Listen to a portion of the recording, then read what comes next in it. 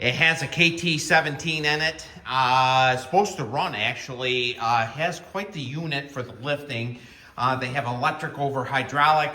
Never saw one of these motors before, but it has a Tecumseh starter on it, and it has a hydraulic unit with a ram there. It looks like a power steering cylinder off in something.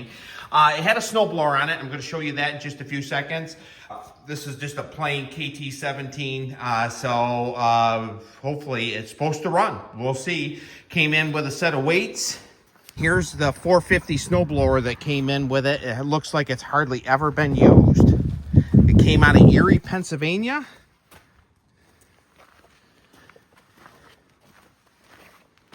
And we're going to see if we can get that 682 running and see how well that KT17 really actually runs.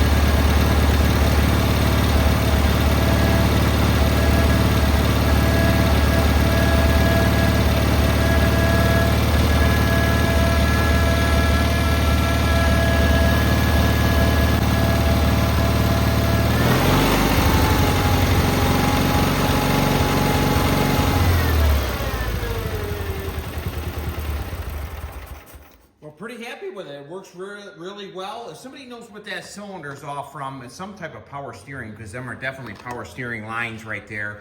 Started right up. That was actually the first start. It had some mice remnants in it, you can see. Had to jump across the solenoid here in the back, and I have the battery charger on it right here.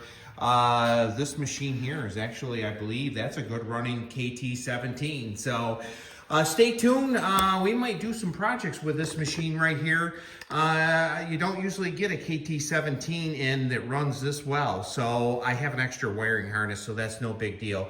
So we'll move right on to the next project.